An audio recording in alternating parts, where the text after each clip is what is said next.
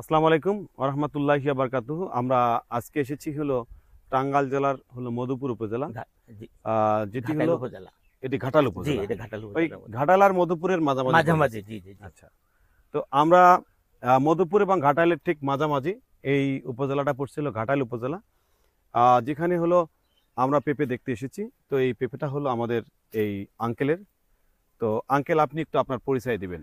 আমার পরিচয় হলো, আমার নাম মোহাম্মদ আব্দুল হাই মঞ্জু।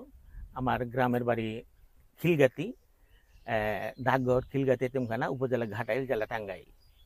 আপনার কতগুলা পেঁপে হ্যাঁ, আছে এখানে? আমার এখানে 2100 আর কি 2100 চারা আছে। 2100 চারা হ্যাঁ, আছে। হ্যাঁ। এর সাথী ফসল হিসেবে আপনি মরিচ হ্যাঁ, দিয়েছেন। জি জি জি, ধন্যবাদ, মরিচ দিয়েছি, জি। ধন্যবাদ।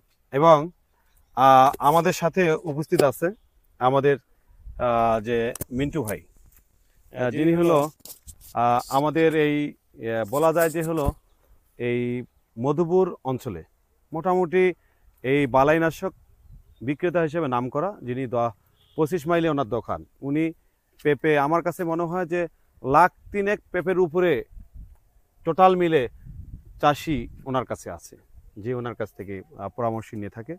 এবং আমরা যারা আছি তারা যা বসি, বিভিন্ন কোম্পানি, উপসহকারী কৃষি কর্মকর্তা ওখানে যে বসে, ওনারা যে পরামর্শগুলো দেয় সেগুলো উনি রিসিভ করে এবং এটা কিন্তু আপনাদেরকে ছড়িয়ে দেওয়ার চেষ্টা করে। তো আমরা মিন্টু ভাই, আপনার পরিচয়টা একটু জানবো প্লিজ। আমি মোহাম্মদ আমিনুল ইসলাম মিন্টু, দোকান জলছত্র 25 মাইল।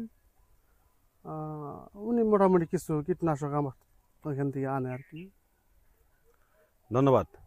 আমরা এখানে যে সমস্যাটা পাইছি সেটা হলো আপনার এই গাছে আপনার নাইট্রোজেনের পরিমাণটা অনেক বেশি আছে, গাছটা একটু হাইট বেশি হয়েছে। আচ্ছা আচ্ছা এটা মেইন কারণ হলো আপনি যে ইউরিয়া সার প্রয়োগ করলেই যে নাইট্রোজেন বেশি হয় তা না।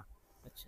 আর একটা সমস্যা সেটা হলো আপনি যে সার প্রয়োগ করছেন সেই সারগুলো প্রয়োগ করবেন গাছের গোড়ায় এইভাবে না, আরও একটু দূর দিয়ে। এখন গাছের শিকড় সব জায়গায় চলে গেছে, আপনাকে সব জায়গায় ছিটাই দিতে হবে। এইভাবে দিতে যেয়ে কিন্তু আপনার লেবার খরচটা একটু বেশি হচ্ছে। আচ্ছা, এর চেয়ে কম খরচ হবে যদি আপনি এভাবে ছিটাই দেন, পুরোটা পুরাটা ছিটাই দেন। জমিতে। দেওয়ার পরে কি হবে, এই গাছের শিকড় কিন্তু আপনার সব জায়গায় ছড়িয়ে যাবে। এরপরে যে কাজটা করবেন, আপনি ইউরিয়া সার কম ব্যবহার করবেন, আর গাছটার গোড়া মোটা করার জন্য, কুশিটা আর একটু মোটা করার জন্য পিজি ম্যাক্স নামে একটা ওষুধ আছে। এটা লিটারে 2 ml, লিটারে 2 ml হারে এটা আপনি 1.5 থেকে 2 ml এর নিচে, উপরে না। আপনি গাছ গোড়া কুশি এবং এই মাটিটা সুন্দর করে স্প্রে করে দিবেন। দিলে কি হবে, আপনার গাছটা সুন্দর গাঢ় সবুজ থাকবে এবং আপনার গাছটা মোটা হবে, গাছের ফলনটা অনেক সুন্দর হবে।